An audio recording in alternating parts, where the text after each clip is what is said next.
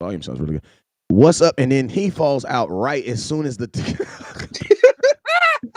bruh, what's up with you guys? It is your boy West Coast, and we live in the building, man. We was 3 strong, literally 15 minutes for the last 2 minutes going into the show. And as soon as we hit the go button, this dude gets stage fright. He like my sons, man. As soon as we get in the car, you got to go to the bathroom. You know what I'm saying? So we did have Landlord in the building, but right now I got HTM Sports, my cousin. What's up with you, my guy?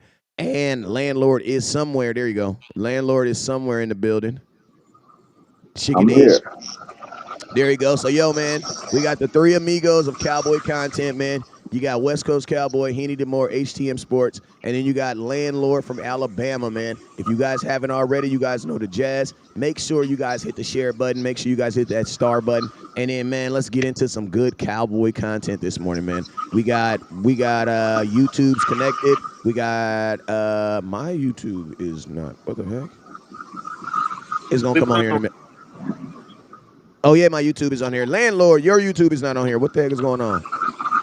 It Yours is should going. be. It should pop up here in a minute. Then I I got look. seen the show schedule. Okay. It'll probably pop up here in a minute. All right, but if it don't, well, I'll let you know in a couple minutes. But yeah, we got everybody up in the building live, man. We got guys pouring in right now. If you have not already, I need you guys to hit that share button. I need you guys to hit that star button, and I need you guys to tear it, hit it. Hey, if you're watching in the trap, can you please say hello? If you're watching in the trap, come on, please say hello so I can make sure that they're live with us. You know what I'm saying? We can't be out here going live if we ain't got the trap with us. You know what I'm saying? I see the liquor store in the building. Lights is on. The open sign is on. I see you. I see people walking around. Ashley, what's up with you? Sadiqa, what's up with you? Desmond, what's up with you? JJ the Mine, what's up with you, my boy? LL, what's up with you, my boy? What's up, Lee Harrison? What's up with you, my guy? Big Sam, ho. What's up, Sam? I see you, my guy. Calvin Jefferson, what's up, Calvin? Larry Baca, what's up, Mr. Baca? You got one of you. I wonder if you run into the other Bacas that are around here that are running that. Because in here in Southern California, we have some Bacas, Joe Bacas. They are like that's a real big name in Southern California. You know what I'm saying? So I'm just saying, if you related to the Bacas, maybe you can help me with this little driving through a red light ticket I got the other day. Yeah, maybe help me out. You know what I'm saying? That's all I'm saying. If you got it like that. If you don't, then it's all good. If you do, yeah, I sure will take it. What's up with you, Johnny Chill? Michael McCoy, what's up with you? Appreciate it. Hey, Mike, I ain't seen you in a minute. Derek Miner, what's up with you? Leroy, what up, Leroy? Calvin, I see you up here. Michael McCoy, I see you. Darren, what's up with you? Jay Kitchen, what's up, my guy? CFO gang, hey, man, get out of my CFO. Get the hell out of my comment box. Get your ass up out of my comment box right now and get on this goddamn show. Because you already know the rule. You're a content creator. I'm sending you a link right now. If you was not available, you shouldn't have came on my show. Hold up. If not available. If you was not available, that's your own damn fault. You shouldn't have came on my show. I'm about to send you a link right now. Matter of fact, I'm about to let Landlord back in the building. Boom. There go that. Then, because I know you don't be on Facebook like that, I'm sending it to your motherfucking Twitter, nigga, because I know your Twitter work. Hold up. Who that, me? No, Landlord, CFO gang. He don't try to come up in here and try to say what's up. Ain't nobody saying what's up to West Coast, bro. You know how we do. Hold up. CFO. No. It's under J Tuck. Yeah, it's his government on Twitter. Yeah. Shout out to my guy Jay Tuck too, man. Yeah. It don't stop him from being nefarious on there either, though. So I It don't. It really don't. He just crazy folks, man. Yeah, Tuck is a whole different breed. He be doing crazy stuff under his government name. Like he don't even go by alias or nothing. He just it's just Tuck. It is what it is, my man. But you know, some people so stupid they thought he was Justin Tucker if they played for the Giants. Hey Tuck, if you can get in, no peer pressure, dog. If you can get in, I sent you the link. If you can't get in, we gonna tag you in peer pressure to get in anyway. So anyway, man, let's go ahead and get it. If Tuck slides in here, we got an extra person in the building. If freaking Landlord gets in the building at some point, we got an extra person in the building. Because his ass keep coming in and out. You know what I'm saying? But yo, man, let's go ahead and get to this. This is what we call the transition show. This is the transition show. You guys already know this is the transition. This is where no matter win or loss, we start putting this game behind us and we try to figure out what does this game mean in comparative to our future and what we're going to be doing going forward. So we're no longer going to be panicking, or not necessarily panicking, but we're no longer going to be like we're gonna have a better spirit. That's all I'm gonna say. This show is gonna be a little bit better spirited. You know what I'm saying? Why? Because now it's about taking what we had or what we didn't have or what we didn't do in the last game and applying it into the next game. Listen to me. They are not. This loss is not as important as this game that's coming up. That's what I'm trying to say. The Saints, listen to me. You guys got your turn. We lost. You got your 2 days. Now it's time to move on. Because I'm going to tell you this right now. If you don't, this thing will snowball. So let's go ahead and get it, man. Let's go ahead and get it. What did we learn right out the gate? I want to know from each one of you gentlemen, name me one thing that you learned about your team that they did positively. Positively. We're going to do shit sandwiches today. All right? Shit sandwiches is basically when I give one positive thing, one negative thing, one positive thing. And what you're going to do is you're going to take that piece of shit and you're going to smash it in between two good things, okay? So, Landlord, I'm going to start with you. Landlord, what's one positive thing that we did in this game versus the Saints that we can take into this game versus the Ravens? Okay. One positive thing I say, we seen a little growth from. Do I need to just do one? Because it ain't many. I don't want to take up everything from y'all. Just you know one. what I'm saying? Just one for right Just now, so do we can one. all just because we might all have the same things. So don't take mine. Well, I say, we seen our friend of the show, Jalen Tober, take a little step. You know what I'm saying? It's paramount for them to be able to take a step when you got your number 2 option out. Now everybody move up. Everybody moving on up like the Jeffersons. So we needed everybody to move up, and we seen Jalen Tober make some strides. You know what I'm saying? He had a pretty good game, had a great catch, great deep ball. You know what I'm saying? So all of that was encouraging to see from Jalen Tober. That's a good point. Kenny, what's yours? Mine is the offense as a whole, because outside of getting into the end zone, there was some issues there. They moved the ball in between the 20s. In fact, they moved the ball so well they scored on 4 of the 5 drives. Like, the Dallas Cowboys were in that game up to that point because the offense had a post. So that is one positive you can take away from it. Do you want touchdowns over field goals? Of course. But Dallas Cowboys still, even with their offensive issues, they were tied for the 6th most points scored at halftime in week 2. Like the only like the Bengals and the Houston Texans, all them, they all end up having 16 points. That was top 6 in the league across the league. So Dallas Cowboys offense was, at least early on, when they could stick to their game plan and they weren't pressing, that was a positive look for me, in my opinion. Hey, man, I got J Tuck Mother in the building. What it do, man? What's going on, y'all, man? What's up, Henny Landlord, man? Cowboys Nation. You caught me, man. I was just trying to peep out my family, man, see what y'all was talking about real quick, man, because, I'm in the boxing ring right now, man, so my trainer got me running 3 miles a day, so I'm going to go knock out my miles before I get to training this evening, man. But I'm always tapping with Cowboys Nation. What's going on with y'all, man? Shoot, I'm good.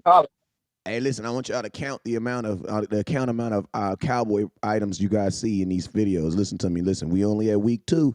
Motherfuckers already wearing regular Nike shirts. That's all I gotta say, dog.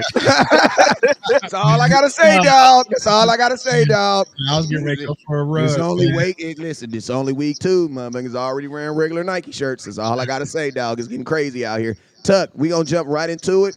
We're doing shit sandwiches, okay? The definition of a shit sandwich is basically when you take a piece of shit and you smash it in between two good things, okay? So the piece of shit is what happened on Sunday, right? Yeah. But I want to know right now what is one, because, Tuesday is transition day. Today is the day where we accept that your girl left you and you might need to go get another girlfriend, you know what I'm saying? So we back on the websites, you know what I'm saying? We got to accept what it is. Right. We lost. We accepted. But I want to know, Tuck, give me something positive. Give me one thing positive that you saw from this team that you can take into this next game on Sunday. Yeah, I think the one thing, because I just went through the film breakdown, the offensive side of the ball, and it's not much, right? But I think for me personally, is that Luke Schoonmaker actually had a decent game. So I feel like he gets him an opportunity to maybe stack some confidence, not only just with Luke Schoonmaker, but also with Jalen Tolbert as well. So you have young guys who are actually going to need to get opportunity. I feel like they were able to get the opportunity Sunday, even as bad as that game was. So I would say, hey, for Luke, it was a huge confidence boost. He had a decent game. And also Jalen Tolbert, I know a lot of Cowboys fans have kind of been down on him, but his number just hasn't been called. And we saw what happened when his number was being called. He kind of stepped up, made a big play downfield. So hopefully this is something I've been speaking about a lot on my channel, stacking days, right? Stacking days, right? And I feel like maybe this gives the opportunity for Luke and Tolbert to go out there and stack some days, and maybe it'll translate on Sunday, this upcoming Sunday. Hey, I heard y'all be in the building. You gonna be in the building, bro? You know what I'm saying? Are you gonna let me bang with all these Ravens fans by my lonesome, bro? You know what I'm saying? Because normally Jay Tucker West Coast pull up, it's a different home field advantage. You know what I'm saying? But you been leaving me out there solo, bro. Tuck, I'm gonna say, listen, man. I'm gonna say this, man. I'm using my sons as an excuse, man. Yeah, man. Now your sons play on Sundays. They play on Tuesday. You know what I'm saying? I see what you're doing, dog. You know, man, I'm gonna just say it like this, man. I'm gonna just say it like this. Listen, the finance giant finally got me. You know what I'm saying? And I'm gonna tell you, this is what I mean by, like, you know, and this is just a little small tidbit, man. Like, I've been, and I'm sorry, this is a negative thing that West Coast is going through. I have put a lot of things in blindly out for the Cowboys. A lot of stuff, bro. Just I don't give a damn what the record is. I don't give a damn. I'm gonna be in the motherfucking building, bro. But then they start doing weird stuff, and your kids start doing real stuff, and it puts you in predicaments, dog. Yeah. Last year, I was okay with making them changes. Right. I don't know. Maybe it's something new in me. Maybe I'm not. Maybe I'm not a fan like I used to be. Man. No, it's different when you put your money, time. But bro, I'm just not willing to. I'm not willing to go see my sons play all day. Get on a plane at I don't know, about 11:30 Saturday night. Arrive in Dallas about 6ish. Right. Stay up all day. Meet you at Texas Live. Right. Go kick it with you all day, then go home, do a show, and then get back on a plane that next Monday because I got to be at practice Tuesday. Yeah, it's a lot. It's a lot. I just couldn't do it this week, Tuck. Especially off that loss. My mama lives 10 minutes away from the stadium. You know what I'm saying? So it ain't much for me to go down there. But it's like, you know what I'm saying? The West Coast out there, man, with me. You know what I'm saying? But we gonna represent. We gonna represent this. But you get what I mean, though? Like, oh yeah, trust me, I know. Had the Dallas Cowboys won 44-19, West Coast would have already been in Dallas. Hey, but you know what though? I'm gonna tell y'all this right here though. Y'all can't blame my fandom for that, dog. You gotta blame that's the Cowboys, bro. You can't blame me for that, bro. Yeah. Like, you get what I mean? Like, you can't. You know what I mean? Like, I don't want to not sound like a fan, and I don't want to sound like I don't love my team, but like, bro, like, you gotta motivate me to want to do this, dog. Like, I ain't gonna lie, man. The way I am, it's a two-way commitment. You get what I mean? Like, it's a two-way commitment, bro. Like, you do your part, I do my part. Right. And I was about to say, I've been doing the way I am. I gotta have a for sure victory. That's the only way I can go. I know myself, man. I'm gonna be mad as hell spending all that money and then go out there and be mad again. Like, it hits different, landlord. It hits different. Go to the Eagles game. You know you're gonna beat the hell out of them. I gotta have a guaranteed dub because it'll mess up my trip. That's just how I am. I'm for real about this, man. I'll be pissed off. It'll mess up my whole mood. Everything will be messed up. Like, when me and West Coast flew out there to San Fran to watch us get punched in the face and to walk out that cold ass stadium, and you know what I'm saying, like, it just changes, like, it just messes up your mood, bro. So it's like, you know, I get it, you know what I'm saying, because last year was draining, and you know, not just from the Cowboys performance perspective, but you know how he started to treat some of us content creators. That's why Tuck wasn't going to camp. I told West Coast I will not be there, bro. You know what I'm saying? I will cover them from the crib. So it is what it is, man. But I will be in the building Sunday. So salute to everyone gonna be out there. Man, I tell you like this. I got a little rabbit in the hat somewhere, man. And if I pull it out and it turns into a magic trick, I might be there. But I will for sure let you know this. I will be there for San Francisco. But I'm just listen to me, man. I'll give y'all my shit sandwich and I'll give y'all my little good positive thing, and then I'll say this after this, and then I'm gonna leave it alone. Cowboy Nation, listen. We are at different places in our Cowboy fandom. Why? Because, like, some Cowboy fans just started doing what we're doing, right? Right. I was doing this in 8-8 seasons. You know what I'm saying? Right. I was doing this the year Dak broke his leg. I went to 9 games during COVID. Right. Right.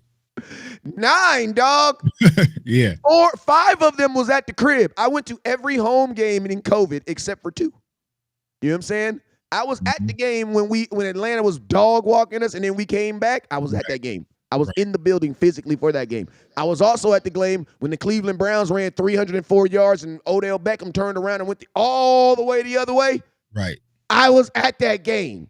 You know what I'm saying? So now I'm like, I see how my fandom has grown, and now my fandom is more like we are in a business relationship, Dallas Cowboys. Right. Yeah. Because at this point, I'm spending the amount of money that I'm spending. I have to look at it differently, because them plane rides coming home and you the only Cowboy fan and you got to put your helmet. Like, bruh, I'm gonna tell you this right now. I swear to God, if I would have went to the game this past week, I promise you, I would have just so got on that plane that every Saints fan in California was on. Right. Right. Yeah. It changes it, man. That's what I'm trying to tell people. Like, when it comes to me personally with the Cowboys, and it sounds like y'all the same way. It's like we all know their relationship, like they together, but they ain't together. You know what I'm saying? We sleeping in separate rooms. You know what I'm saying? When we out in public, everyone sees us together, man. But when we go home, I'm in my room. You know what I'm saying? And that's how I feel with the Cowboys, man, because it's just been a long on this off season where I just can't buy into it, y'all. And I'll be lying to y'all, doing y'all the service. I'm like, we them boys, and we gonna fly high. I see y'all in New Orleans. Like, I'll be lying to y'all, and y'all know I ain't gonna do it. So, you know, I'm gonna go out there, I'm gonna cheer, I'm gonna clap, rep my team, but we don't go together like that. Strangely enough, though, I feel a little decent about this game for some reason, though. I mean, we'll see. We'll see. We'll see, bro. I think we all feel that way because the Dallas Cowboys normally, when they're underdogs and people are picking against them, when they actually are and win. Right. Man, I feel like this is a playoff game, right? And I haven't had good luck with playoff games, so I'm staying my black ass at home. Just being honest with you, bro. Facts. I'm just being honest with you, bro. Like, I've never gone to a playoff game that I didn't think my team had action, and this is gonna be a playoff game for the Baltimore Ravens. You wanna know why? Because history says if they go 0-3, their season's done. Right. So, literally, I know this is not panic mode, but I do need y'all to understand that the playoffs technically start Sunday, dog. Because if you go look at, there's only been Henny did the math for me. Henny, when we looked it up, how many teams have started 0-3 and made the playoffs? 6 in 100 years, dog. Right. Hey, could somebody do the math? Could somebody look up how many playoff teams get going 1-2? We was actually looking for both those, bro. We was looking for both those. And I'm gonna tell you, we couldn't find the exact stat, but the stat I put it to you like this: if only 6 teams have made it to the playoffs going 0-3, 1-2 is probably not better, bro. Right. It's only 1 game difference. That's not better. And to be honest with you, I don't remember the Dallas Cowboys. Forget the NFL history. Tell me when the last time we went 1-2. Right. 93. 1993. We won the championship too, by the way. Yeah, but I don't want. Listen to me. Don't start them dumbass correlations. I hate that crap, bro. It's not a correlation. I'm just throwing it out there. Somebody gonna take it and tweet and run with the last. Yeah, bro. 1-2 was the suit. You know what I'm saying? Yeah, bro. Because they're like McCarthy in his 5th year at Green Bay. He won the Super Bowl. So it's his 5th year now.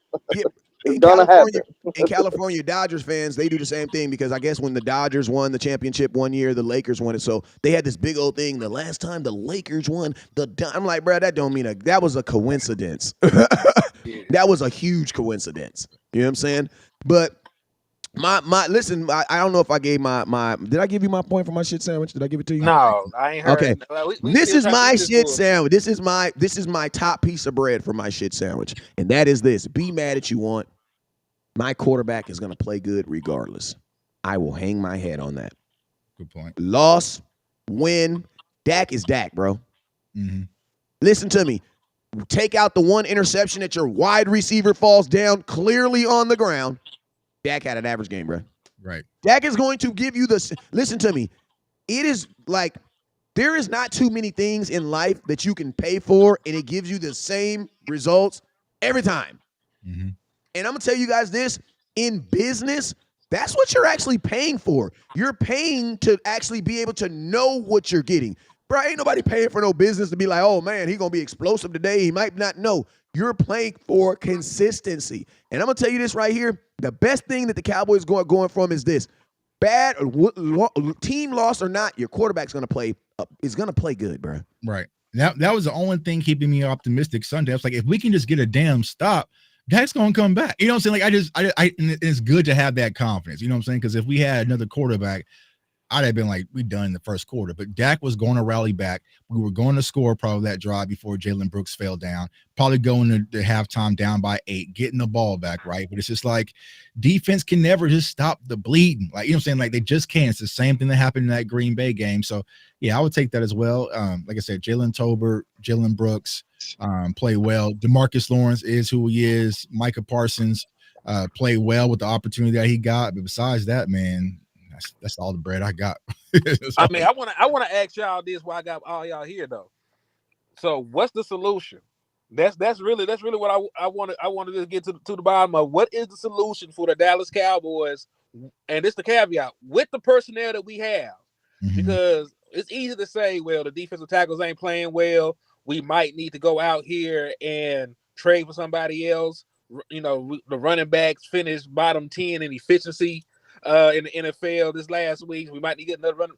Like, Dallas Cowboys ain't bringing nobody else in. No, ain't nobody finna walk through the door to save us. So with the people that we have, what the hell are we going to do to stop the run, handle motion, and play action better, and actually win some games? Maybe generate a run game. What are the solutions to those? Well, I'm gonna say something first. I'm gonna say something real. I'm gonna give you something that has to happen. First off, your defense has to stop giving up 30 freaking points. They can give up 29. But these motherfuckers can't give up 30 points. Because I'm going to tell you this right now. When Henny did the math last night, and he was doing the math, he was mathing this shit all night, bro. Listen to me. It was 2 o'clock in the morning in California.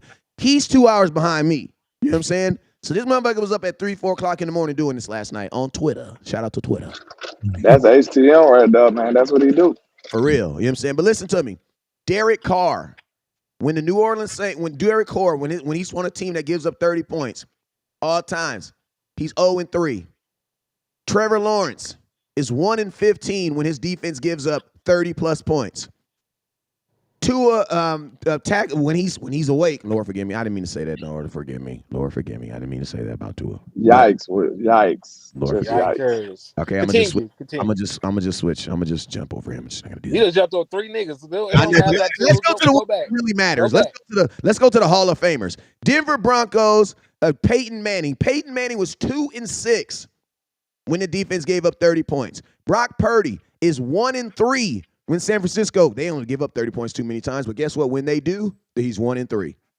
Ben Roethlisberger, 7-32 when the Steelers gave up 30+ points in the game. Joe Burrows, 2-10. He even got him with the updated little hairdo right there. 2-10 when the Cincinnati Bengals give up 30+ points. What's Dak?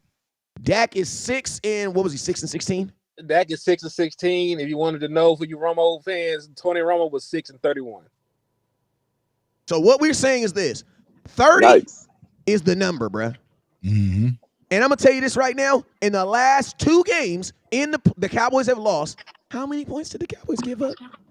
Over 40 and a half, bro. Like, you know what I'm saying? Like, it's for people who talk about Patrick Mahomes, he's 7-10. He has a losing record when his team Patrick Mahomes is 7-10.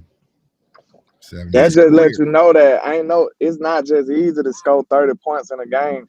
Like, that shit is rare. Yeah, because think about it. Dak done played almost a decade, and the defense only gave up 30 points 22 times in that span. Right. And here's the crazy part. People keep forgetting this. Not only did they score 30+ points, they had a drive that pretty much killed the entire third quarter. I was like, bro, y'all might as well just go out there and field goal and let them score, so at least we can get the ball back, you know what I'm saying, and not eat up the clock. And so, you know, of course, a lot of people want to go into the context of what really happened. It kind of gave people the ammo to blame Dak just because we finally got a loss, right? It is what it is. Those people aren't going nowhere. They're like roaches. But for the most part, man, it's like you can't blame the quarterback for what happened. That was clearly on the defense, and they know it, man. So, Henny, to answer your question, how do we solve it defensively? I think it's just a mindset thing, bro. I really just think it's a mindset, and I said this in my video. We are the most gangster people until there's other gangsters around. You know what I'm saying? You know what I'm saying? We all know that one dude who's hella gangster. Hey, Tuck, what you say? Your 300 look like a Bentley to a Bentley come around? Come around, bro. You know what I'm saying? And that's just who we are, bro. We be flexing on Daniel Jones, and we be flexing on Bryce Young and Mac Jones and Zach Wilson's until someone else pull up in a Bentley. Then, you know what I'm saying? It just don't look the same. So I think that's our biggest problem. So what we need is, I think for this year, because we can't fix it all, we have to go out there and kill some real killers. You know what I'm saying? So then that way you can build some confidence off of that. So you go out there and say, okay, we was down to Baltimore and we came back and we beat them and they a good team. Or remember when we played versus San Fran and we was down at halftime and Dak threw 2 interceptions and we still like we don't have none of those moments that we can actually lean on. And then when it comes to the defense, when it comes to the motions and it comes to the run game, it's all just mental. You have to want to stop the run. Like, it's all about pride and say, listen, this is not going to happen to us today. I refuse.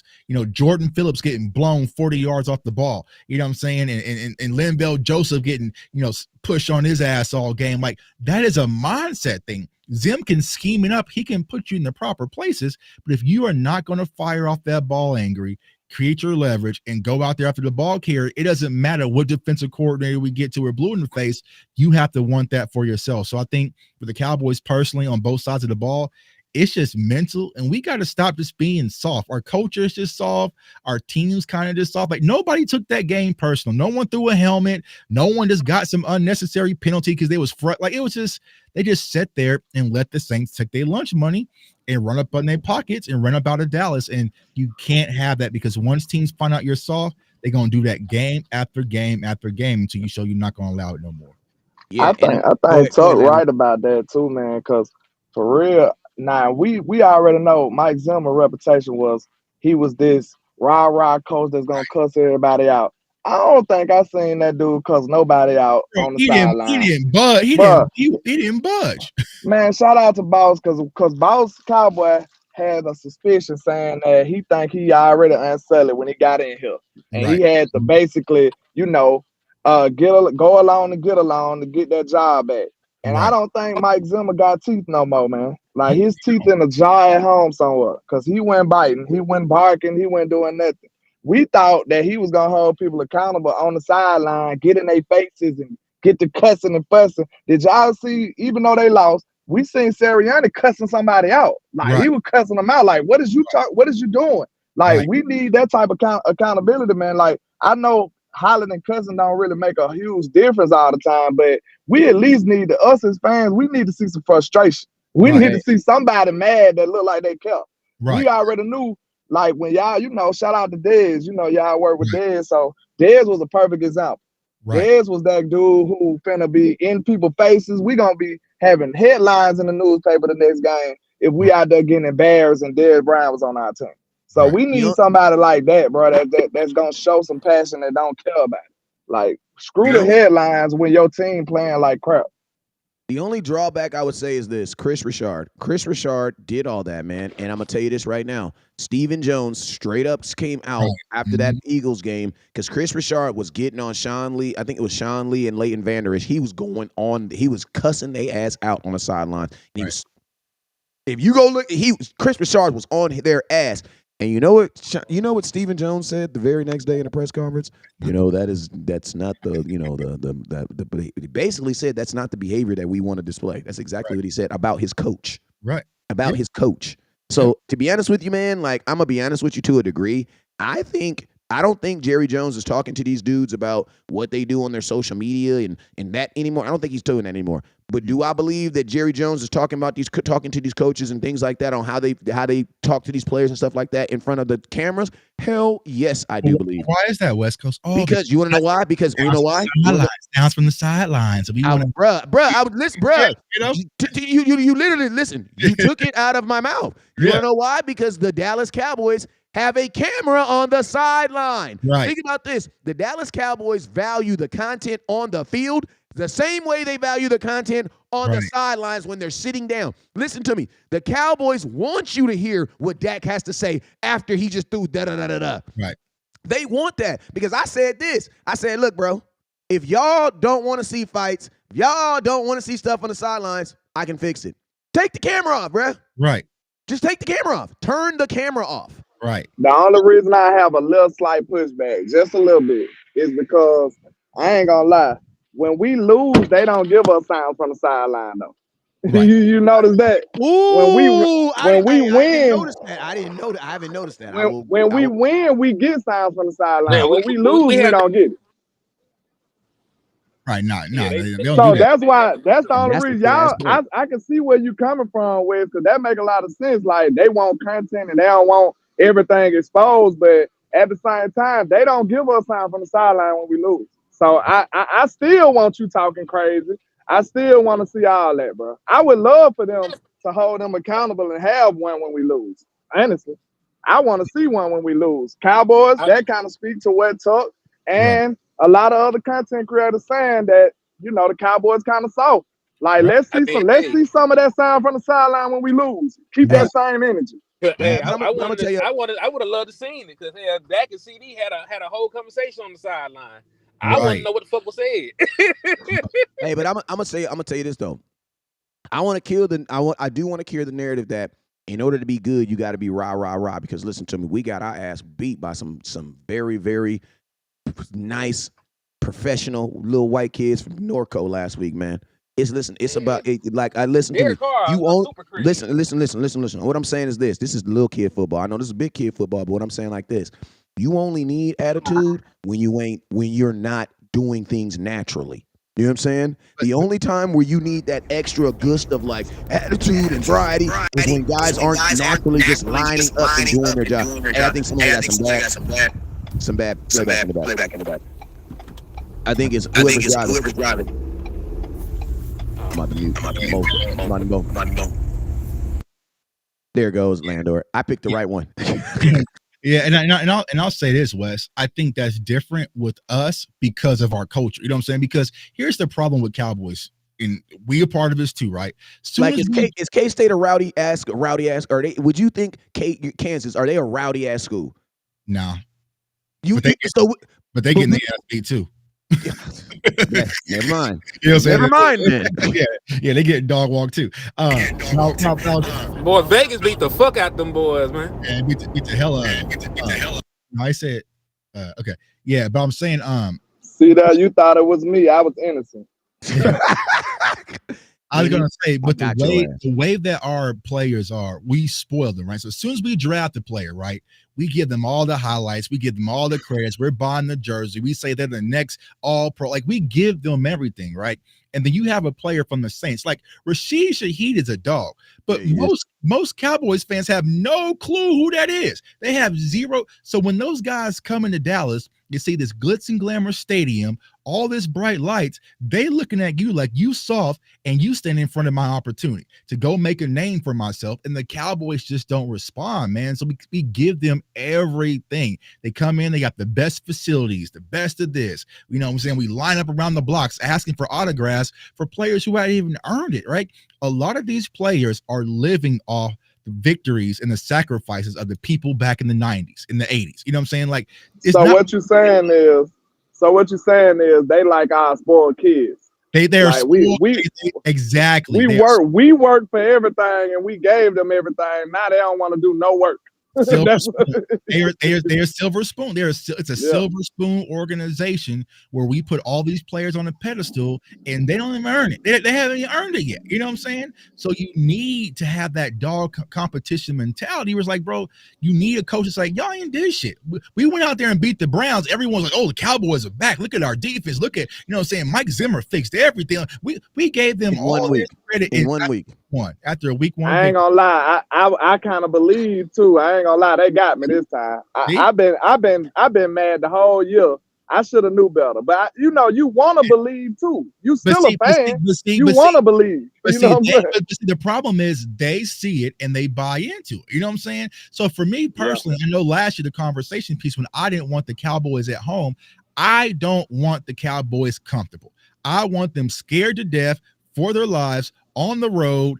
And it's having a back against the wall fight or flight mentality because me and West Coast was there in Tampa. Them boys was scared from their life because they knew it was Tom Brady. We haven't won on the road in the playoffs. We haven't beat Tom Brady. We can't play on grass. Them boys was scared for their lives, and they went out there and they actually fought. You know what I'm saying? And the same, even in that same. And I'm gonna tell you, and what it also is too is like you got to see it like this. Most of these players on the Dallas Cowboys are players that had to get.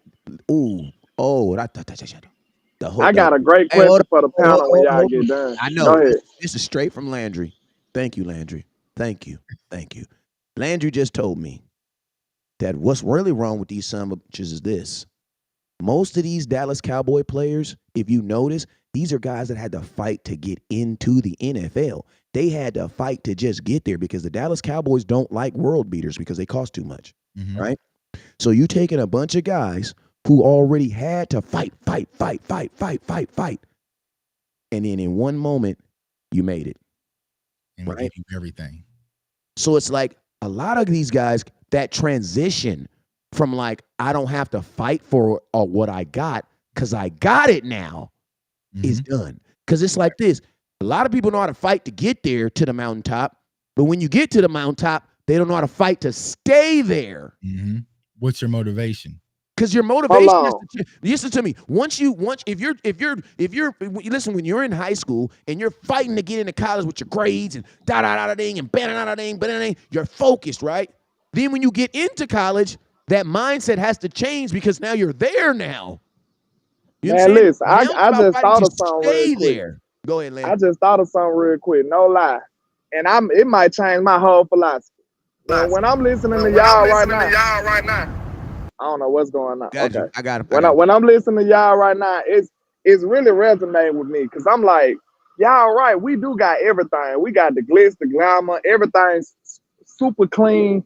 That really ain't football. But now I'm thinking about it right now. Okay, listen. Do y'all think that's the way the Joneses kind of supplement with it? Because think about this. If we get all these world beater players, we played football before. World beater players are spoiled brats already. So you finna bring in spoiled brats from their whole life to another spoiled brat type environment? Yeah, that's what I'm saying. That's what I'm saying. Like, hold on. Think about that. Loss.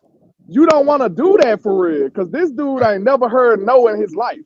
Right. And then he coming to a privileged place like the Cowboys. So do you think that's how they kind of try to compensate for it, getting these kind of JUCO players like Boss Cowboy say? Getting the guys who's had to fight all their life, who had to catch 2 buses to the practice? Because that's what it looked like. They might be trying to supplement that to try to prevent us from being soft. It's the I'm just happy to be here. You know what I'm saying? And that's what these players are. It's just, I'm just happy to be here. And there's no accountability to lean on. Like we've all played football, right? Case in point, here in Kansas City.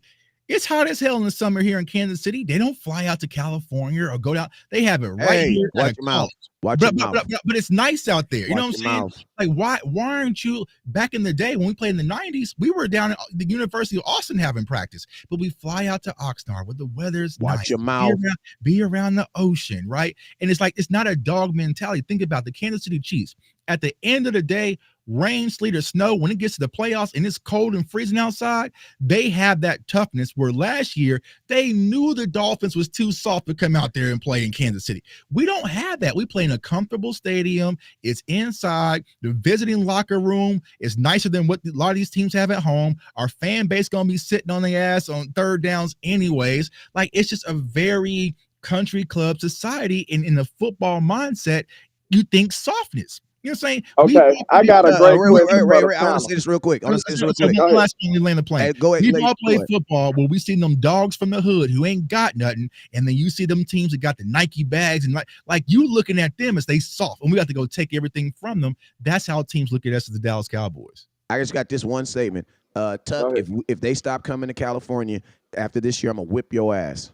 Go ahead, landlord. All right. Look, I got a great question for the panel, right? We don't want to think too negative, right? So don't take this as negative. I'm gonna take this as preparation for things that could possibly come, right? All right, y'all know I support Mike McCarthy. He under fire right now. After that performance last week, we should have some our antennas up on Mike Zimmer right now. So I'm gonna ask the whole panel, what do y'all think will have to happen? No, first, it's a two-part question. Who would be the foul guy? Because like if one of these coaches got fired in the middle of the season, who y'all think would be more than likely the foul guy? Zimmer. Would it be Mike McCarthy or would it be Zimmer? It would be And Zimmer. then that's one question. Then the second part of the question, what do y'all think, like how bad do y'all think would it have to be to make a mid-season fire? Because we seen it with Mike Nolan. We seen it under Mike McCarthy. We actually seen it. So what do y'all think will have to happen for us to be like, hey man, this ain't gonna get no better. Let's change quick before we lose our season. I say it like this. I say it like this. I'm gonna tell you this. Unfortunately, fellas, you might know if you lose to the Ravens, you will know in how many days? Wednesday, Thursday, Friday, Saturday, Sunday. 6. In about 6 days, you'll lose. Listen to me. Lose to the Ravens the same way your ass just lost. Just lost right now at home in AT&T Stadium. When was the last time that happened, Tuck? Right. 2 back-to-back home games, and your defense give up. If your ass give up 40 points on Sunday, bruh, your ass needs to be gone on Tuesday. I think. Oh my bad. I think it would be. Hold on, I got him. Go ahead. I think it will be Mike McCarthy instead, right? And kind of going back to 2 years ago when we played and lost to Tampa at home, right? And Dak got hurt, and it was Cincinnati who we played that was next up. And y'all know my infamous clip that I had with Jerry Jones when we asked him. My mom was asking about getting a job, doing some other stuff, and he said that I'm going to be looking for a new head coach soon. And that was only week 2. You know what I'm saying? That was after a home loss versus Tom Brady again. So it's like, I feel like when it comes to Mike McCarthy, we like him. Jerry likes him, but he don't love him. You know what I'm saying? He don't love him, and he's just waiting for an opportunity to move on. So if we go out there and get embarrassed on Sunday, all the aim is Mike Zimmer just got here. You know what I'm saying? Mike Zimmer just got here. Yeah, so but it'd be your But think about this, Tuck. Who do you have? It's also when you fire a coach, it's about who's going to be the guy stepping in. If you fire, timeout, because your assistant head coach is Al Harris. Your assistant head coach is Al Harris, so you can see what you have in Al Harris. Also, I was thinking about promoting him to D coordinator, but I would rather want him at my head coach than my D coordinator. And see, then what happens is also Mike McCarthy brought in Coach Zimmer as well. You know what I'm saying? So it's like, it's just one of those things who Mike Zimmer, of course, was a former head coach. So you have that safety net where you're like, okay, we're going to move on from Mike McCarthy, place Al Harris as an interim coach, see what we have. And if we don't have anything, then that's when we're going to load the clip, because everybody right now, as far as our entire coaching staff's on 1-year prove-it deals. You know what I'm saying? So they're basically saying we can sit back and see. You know what I'm saying? We can sit back and see what really transpires. But to get embarrassed at home, yeah, you know what I'm saying? But yeah, CT just said a black man would not coach the Cowboys. Yeah, I'm not gonna lie though, because now that you said, I did not think about Al Harris. That would be lit. And think about this. Yeah, but it'll be lit. Losing 2 games though. Hold on. What it'll be though? I'm thinking what'll be the perfect scenario. Y'all know I don't want to get rid of Mike McCarthy, but if it happens, it happens. Hey, I don't control the team. So let's say this. Okay, if Al Harris take over and you go get me one of these dope young offensive coordinators, we might be cooking with some hot grease at that point. Hey, I'm gonna tell you this right here. I will say this: the way the Cowboys are set up right now, I think, is kind of irresponsible. Right? You don't really need, with your offense being as good, because your offense. Listen, you can be as mad as you want, but the totality of your offense is the fact that they are good. Mm-hmm. Okay, you do have a good offense. Do they show up 17 games? No, but no offense shows up 17 games. But for most of your games, your offense shows up, right? So scoring points really isn't your issue. So since that's really not your issue, your focus, you don't need an offensive-minded head coach, because you have a really good quarterback. Right. You know what I'm saying? What you really need is a defensive-minded coach. Right. Why? Because that's what you have a freaking problem with, bruh. Right. I don't need more eyes. Listen to me. The reason why I can kind of pull back on my coaching on the offense is because you have superior players on the offense. You have some guys on the offense that are looked at as the best. Dak is looked at as the best, one of the best quarterbacks in all of football. CeeDee Lamb is looked at as one of the best wide receivers in all of football. Jake Ferguson is now looked at as one of the best tight ends in all of football. You have two offensive linemen that are looked at as the best in all of football. But there's only 11 players, right? Right. So you have 5 guys on your offense by themselves who are single-handedly looked at as the best, some of the best guys in the entire league. Bro, you know what you need to do? You need an offensive coordinator. They don't need head coaching. They need a coordinator, right? The team as a whole needs a defensive-minded quarterback. I mean, a head coach. Why? Because you need a guy who is preaching no points. Why? Because they score points. Mm-hmm. You know what I mean? It looked like it worked over there. It looked like it's working pretty decently over there in Texas. Yeah. With the Texans, with D'Amico, because he's a defensive guy.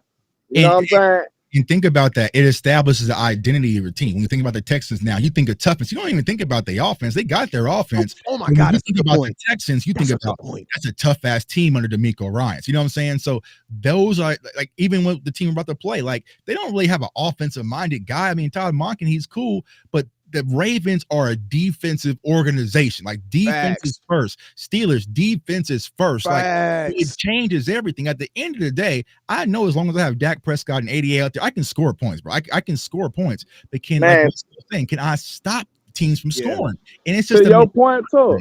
To your point, bro. Like, y'all are cooking, because I'm sitting up here thinking you can do a lot with reputation. Think about that. Because when people come in to play the Baltimore Ravens, they defense ain't even got to be good, but you just automatically assume, like, I gotta play the Ravens defense. You like, oh Lord, the Ravens defense has a first-year defensive coordinator, and a lot of people don't even know that. You know what I'm saying? Because it's just like, man, it's Ravens defense, because it's historically the same with the Steelers. Just like you said, the same with the Steelers. We look at them like it don't matter who in the uniform. We look at the uniform, and it gives us an identity. So that's a great point. That's a great point. Seahawks, you know, So that for sure. And so I mean, that's like me. That's why I think, like, when you have an offensive-minded head coach, it puts all the focus on scoring points. And let's just be real, in sports as a general, except for in the sport of tennis or like golf, the highest scoring offense doesn't mean that you're the best team.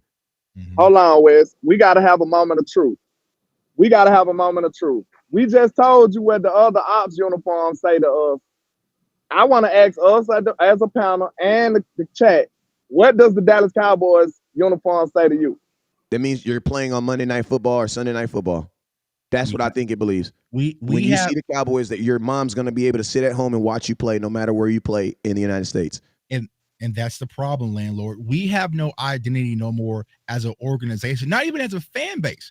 Think about it. When we go to San Francisco, we hear bang, bang, Niners game. When I was in Vegas, I heard Raiders. Like, we don't even have none of that as a Cowboys fan. If I see a bunch of Cowboys fans on a plane, all I can say is, how about them Cowboys? And hopefully they respond. We don't have a fight song. We don't even know our fight song. Half the Cowboys fans watching the show don't even know the Cowboys fight song. We have no Doug, what do the Dallas Cowboys run out to?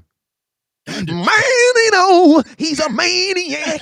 Whoa, yes, honky tonk rock and roll. Yeah. We don't know if we're an offensive team or we're a defensive team or we a run team. We're just a team that everyone talks about and everybody watches. Like, we don't have any culture. Tuck, they got DeMarcus Lawrence and Micah Parsons coming out to Guns N' Roses. like case in point, landlord.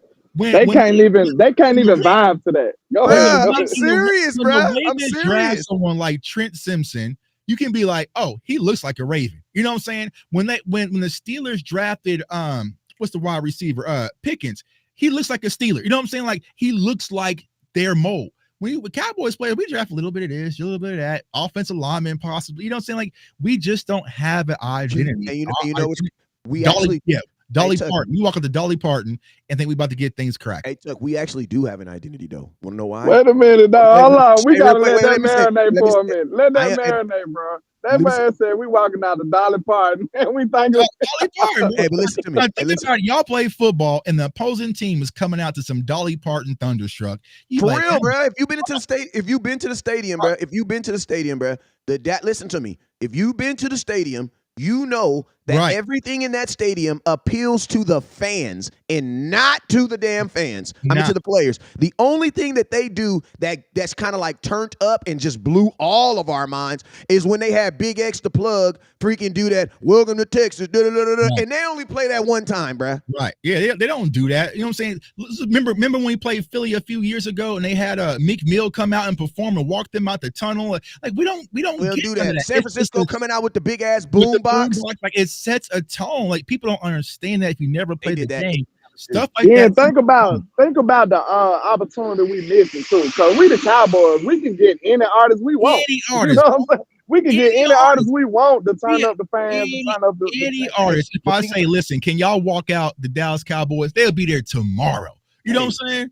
Hey, listen to me. Think about this, though. The Cowboys do somewhat have an identity, though, because think about this. What player right now is continuously getting tied to the Dallas Cowboys in the draft next year? What player that's in college football right now that everybody keeps? Shedeur Sanders, right? Why? Flash. That means our identity is Flash. Hey, come on, man. You look like that. You supposed to let me ask the question first, man. Oh, you was asking the question. My fault. I want to know, out of all the players in college, why is it that Shedeur Sanders is the only player that consistently gets tied to the Dallas Cowboys? Name, media alliance, glitz. Even though we have MVP style quarterback. Already a superstar. Yeah. Bro,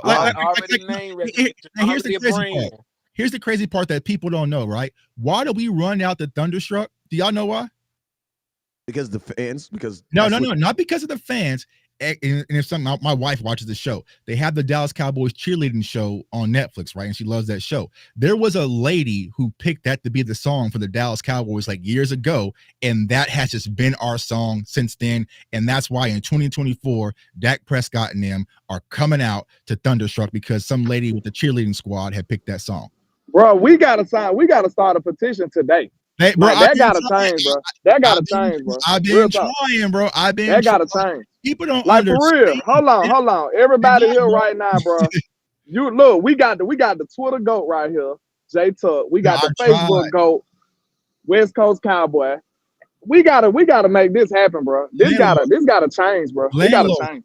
I guarantee you 1,000%. I would bet y'all anybody in this chat $1,000 that I guarantee you if I'm standing up cheering for my defense on third down this Sunday, I will have Cowboys fans telling me to sit down. It happens every game. Every game.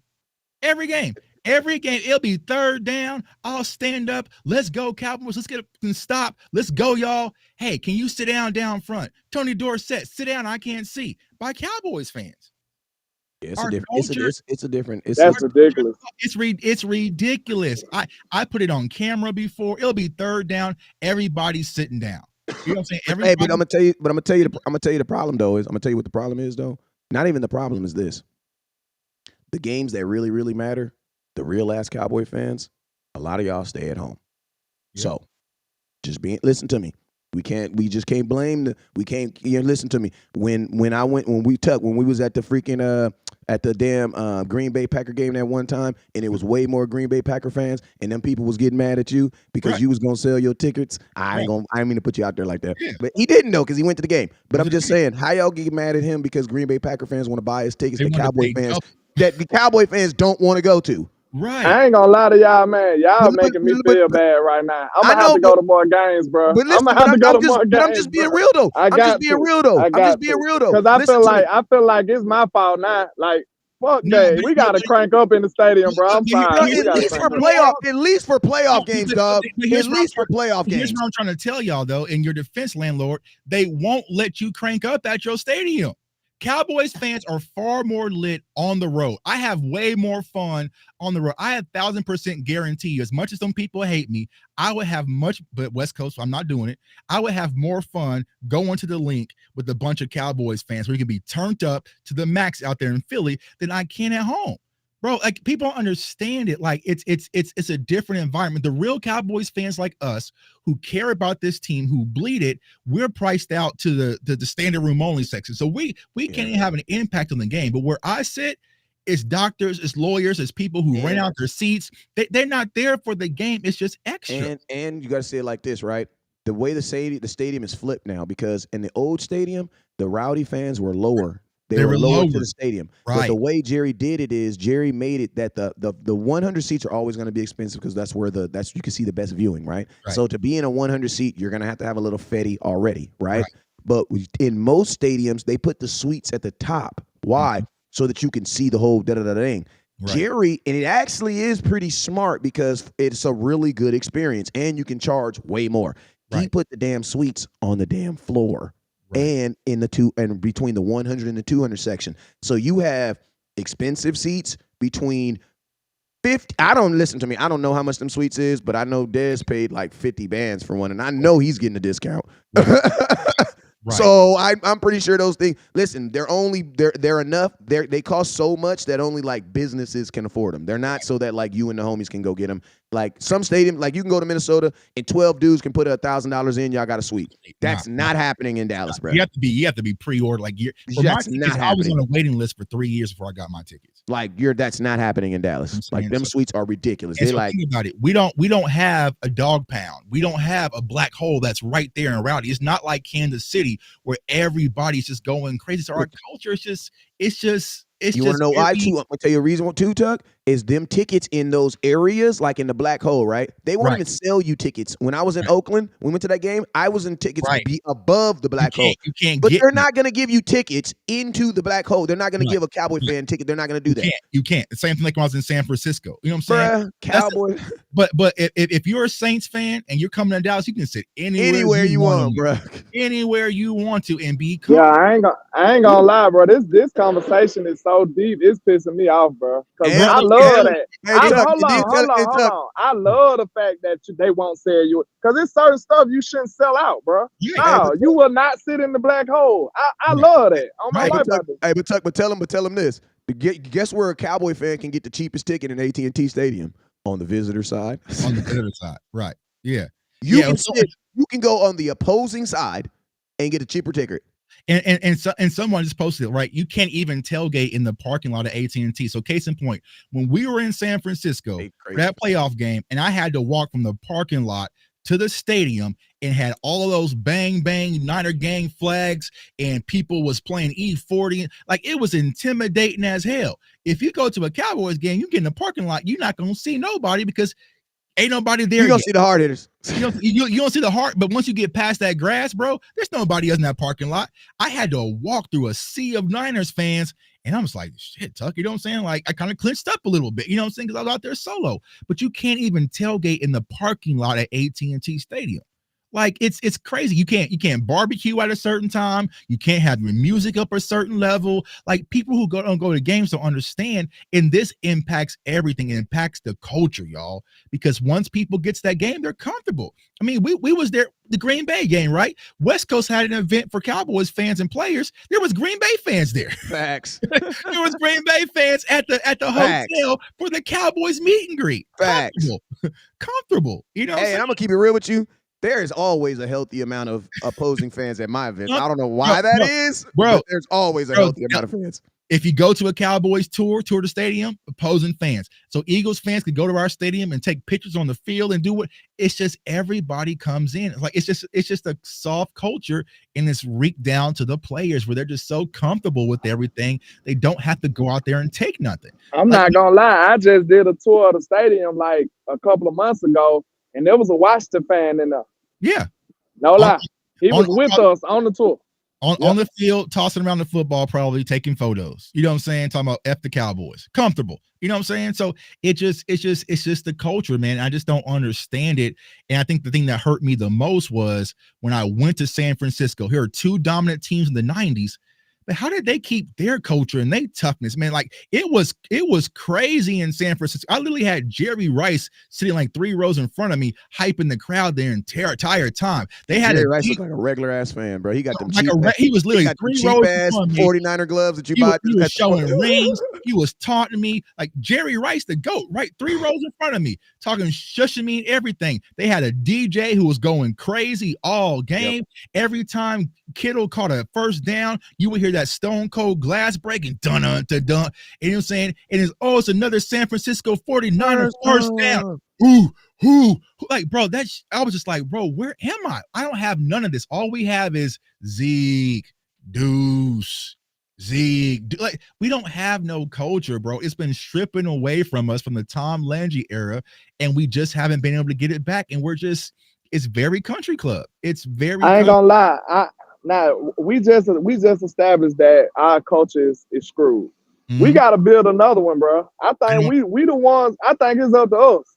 At least we got to start something, bro. We got to. I've tried. Who else gonna do it? If it ain't us, who else gonna do it? There was a guy, and I found him on Facebook because he tried it years ago, and I linked up with him. He had this idea called Rowdy Row, and what it was he wanted just a section in the end zone, just for a particular group of Cowboys. Think about who took all the hard hitters and all the, you know what I'm saying, the other groups around our Cowboys community, right? And said, this row is just for y'all. These 3 sections, that's it. That's all I'm going to give y'all, but y'all can come to this row and just go crazy and go insane. Like, case in point, I go to the MLS soccer games here in Kansas City. There's a section called the Cauldron that I belong to, right?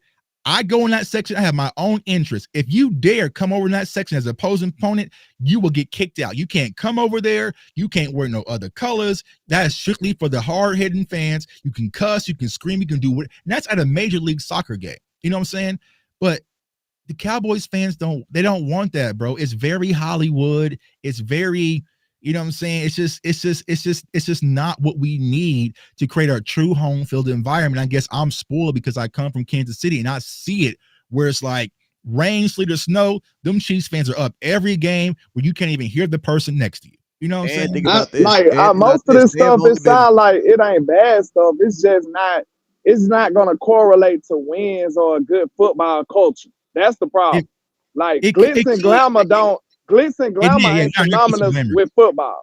Glitz and glamour ain't synonymous with football. It scares nobody, bro. Think about this. Damn, the Cowboys have to go to Kansas City and play. You're like, gosh, that's a tough place to win.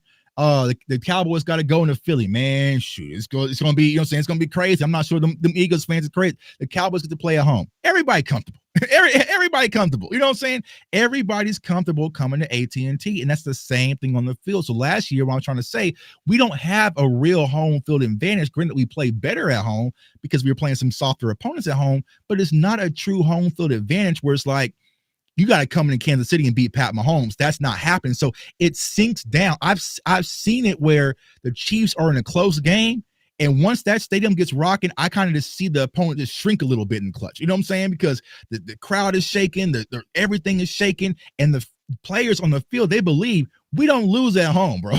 We don't lose at home, and so it's reaped down into the players. But for us, shit, first quarter, they were deer in the headlights. There was no pride. There was nothing. You know what I'm saying? So I don't know, man. It's a cultural change. It's a mindset change. Personally, I don't know how we fix it this year, y'all. But I just think like y'all. We all play football. It doesn't feel like football. I know some high school environments it's been tougher than going to Dallas. If I played in the NFL, I would not mind going to Dallas. I would buy tickets for all my family members to go. They'll be comfortable in there. Fans ain't going to bother them at all. They're going to be you know what I'm saying? I'm going to have a cushy locker rooms, leather seats. I'm chilling, bro. Like, it's the good life. I made it. You know what I'm saying? Living a good life. Good life, dog. So, you know. That's crazy, man. Like I said, I don't know what, like we said, we can't fix it overnight, but I ain't going to lie.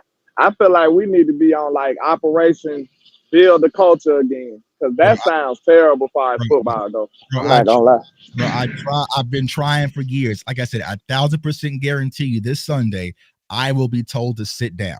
I've almost had to throw hands with someone at AT&T Stadium because he told me to sit down too many times. You know what I'm saying? Like, it's just crazy. I'm like, what are y'all doing? It's third down. Like, it's third down. Like, why aren't y'all standing up? but everyone's sitting back in their seats, leather. You know what I'm saying? If I want to order another Cowboy Rita, oh no, I ain't got to go to the concession stand, landlord. I can order it from my phone. They'll deliver it right to me at AT&T Stadium, bro. I ain't got to go upstairs. Yeah, I want some nachos. I want a hamburger. I press it on my phone. I send a quick text message. They charge me from the Cowboys app. They bring it down to my aisle, and I can sit there and eat comfortable, bro. It's like going we the luxury Cowboys, man. That's what it is. We've overcompensated the production on the field with luxury. That's it. Hey, before we get out of here, man, I want everybody, how do we spin this thing around?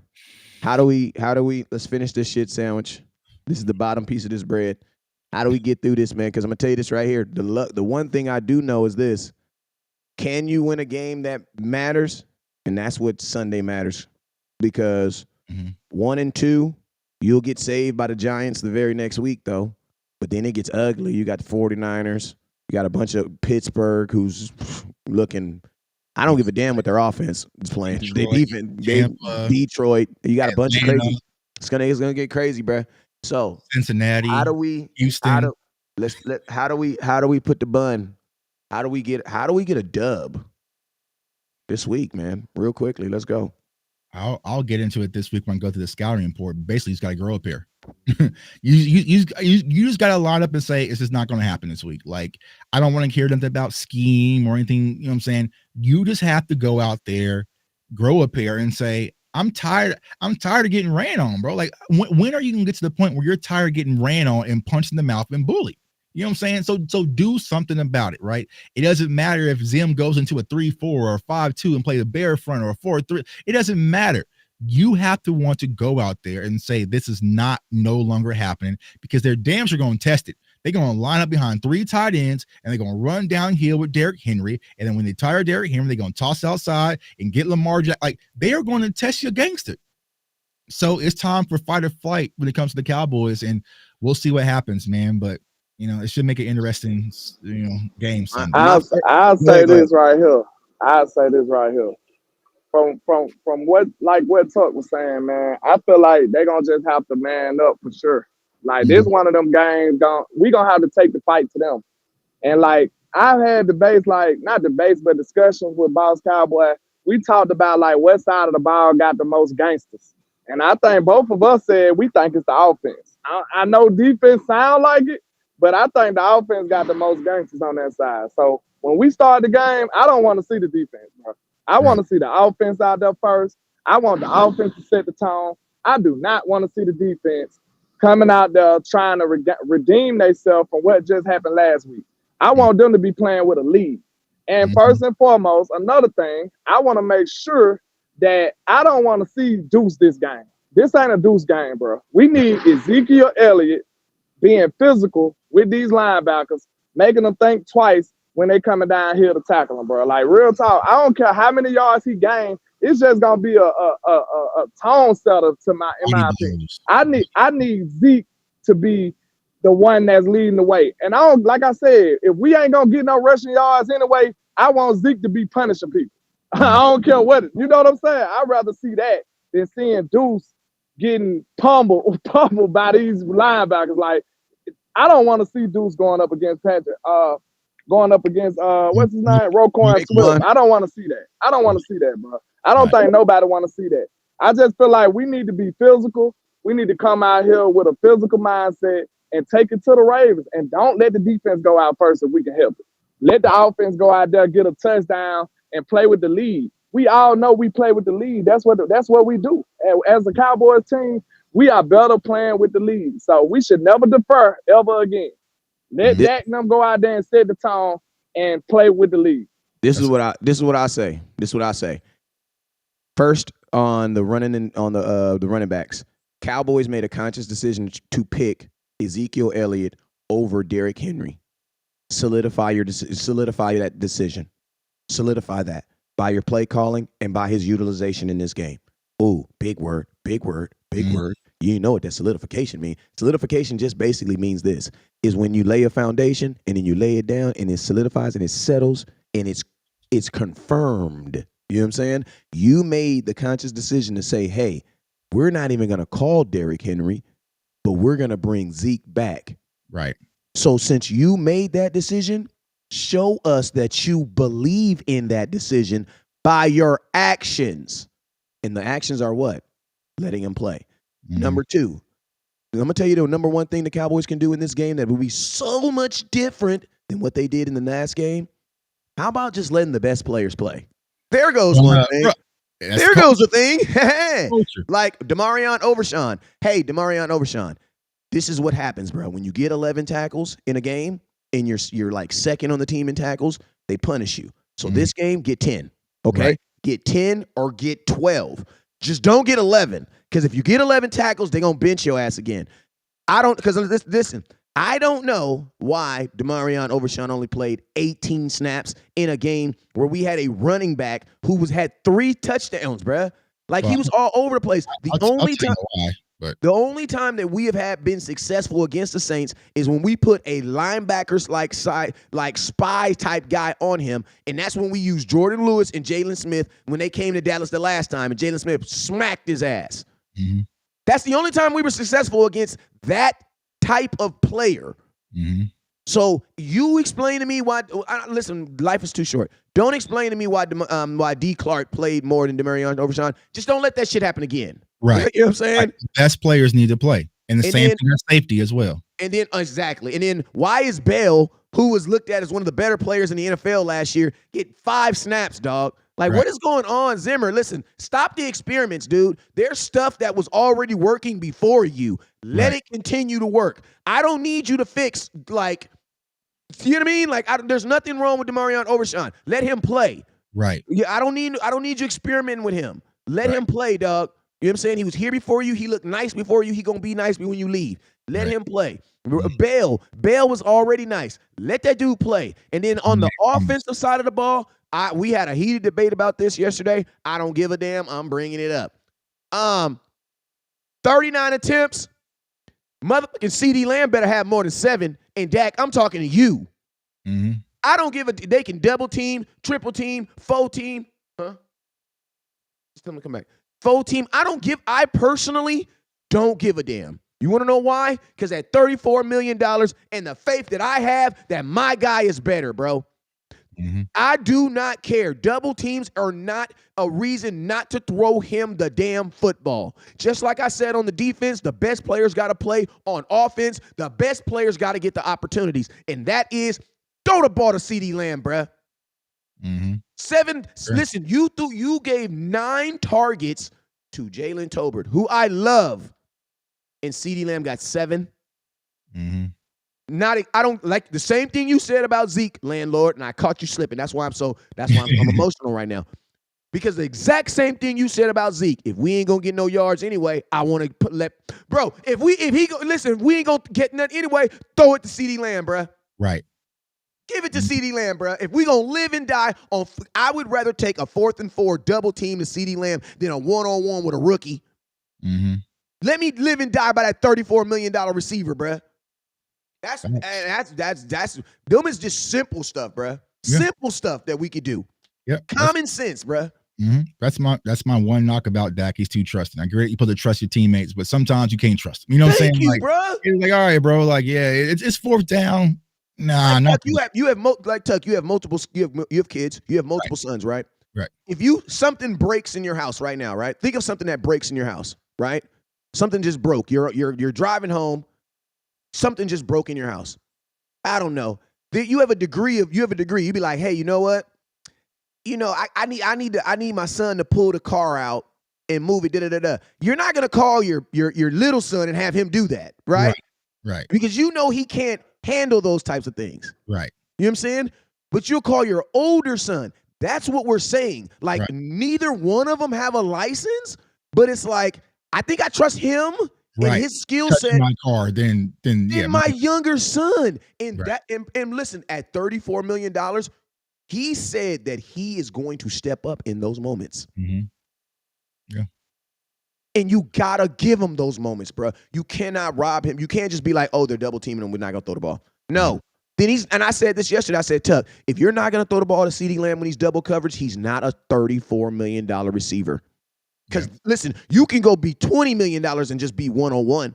But when I'm giving you $34 million, and listen, I'm not saying because I pay you more money that you should play better. No, but I am saying this. When I say that I'm going to give you the most, that I'm going to pay you that skill set, that means you have a skill set that goes with it.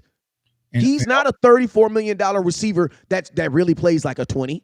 And also, Mike McCarthy needs a better job of scheming him open. Thank you. Like, whose job is that? So I did the film breakdown, man. The passing route combos was horrible. Because what happened, the Saints were able to do, they were able to get pressure with only 4 people. So they were dropping 7 back. So just from a numbers leverage game, like the Cowboys had no way really to go because they were still getting pressure, only rushing 4. I think they rushed, which is ridiculous, bro. For almost 87% of the time, they had a 33% pressure rate. They only blitzed like 11% that game. So, Tuck, so what you're saying is 4 guys beat 5 guys most of the times. If you check out my film session, I just broke it down this morning.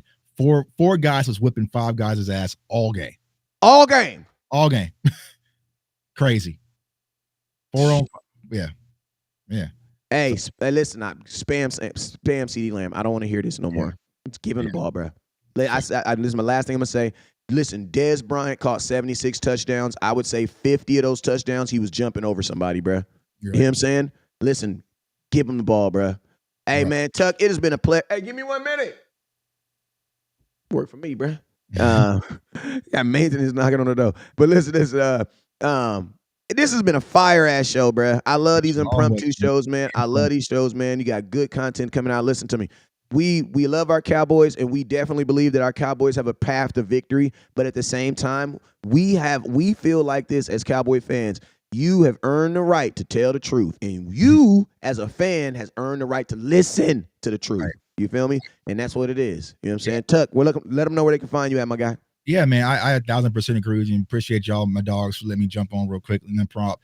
But it's like I was telling everybody, we have a real good team, but our job is to push them to great. I don't want a good team. You know what I'm saying? I don't want a decent team. I want a great team. So we can find ways to push and improve. We can't baby our team. You know what I'm saying? I know the Cowboys fandom standpoint, we try to do that sometimes, but the most important piece is find solutions. And I think that's what all of us focus on in our Cowboys space is solution-based content. But appreciate everyone out there. You can follow me at jtuck151 on all social media platforms, Twitter, Instagram, TikTok, even though I hate the app, and then also my YouTube channel, CFO Sports. Come over there, subscribe. Got a lot of film breakdowns. So if you want to find out what the hell happened to our defense, did a breakdown on that. If you want to find out what the hell's wrong with our offense, did a breakdown on that. We can continue to apply pressure, focus on the Ravens, and I'll see y'all Sunday. Got some big announcements for a tailgate. Not sure if I'm at liberty to say yet, so I'll talk to some people, and then I'll let y'all know, Cowboys Nation. But if you're out there at the stadium, pull up. I'll be out there at Lot 10 with my hard hitters family doing what we do best. And that's I might go. Oh my God. I'm going to talk West Coast and bring his ass up out there, man. Come on, dog. Come on, man. Come on, dog. We'll get West Coast up out there, man. You'll get West Coast up out there. Get him out the house. Man. I want to go now. Oh my God. I want to go. Our records clean together as long as it's not playoffs. You know what I'm saying? In the playoffs, you can stay home, bro, because we kind of, you know what I'm saying? There's no way I'm staying home for playoffs game, bro. We 1-2 or something like that. 1-3, something like that in playoffs. There's no way, bro. There's no way. 1-3 in playoffs, but regular season we be lit, man. So come on out, West Coast. It's always gonna be a good time. So it's all my hard hitters out there. Lot 10, it goes down. No, bro, because we've been to 4 playoff games together. Because we went 2 in 1 year. We were 1-3. Oh my God! Goodbye, Tuck. Goodbye, Tuck. They're gonna start blaming us. They're gonna start blaming us. Goodbye, Tuck. Landlord, you on here? Landlord, you on here? Nah, he not on. So we're going to have an abrupt subject change, and we're going to let you guys know that the Cowboys are going to do a phenomenal job this week. They're going to execute. They're going to do all the things that we want them to do, and we're going to be back on the path to victory, and then we're going to beat the hell out the Giants the very next week, and we're going to forget all about this because we'll be 1-3, and we'll be in a whole different world. And then 3-1. We'll be, oh, my Lord. Yeah, I'm really messing up, bro. I'm out of here, man. You already know what it is. Never look down because the stars up. Peace. Hey, man, that was a dope show. I love you, man. Peace. Appreciate you, bro. Thanks for having me on, man. We'll do it again, man. So, let me know. Hey, you got a video on YouTube that's going up at like 25,000 views. Good job, bro. Actually, I got a bunch of them, bro. I know you just dropped it yesterday, though. You know what I'm saying? Yeah. So I got one at 40. I mean, they trying to stop me from doing film and shit, but I'm gonna continue to rock. So,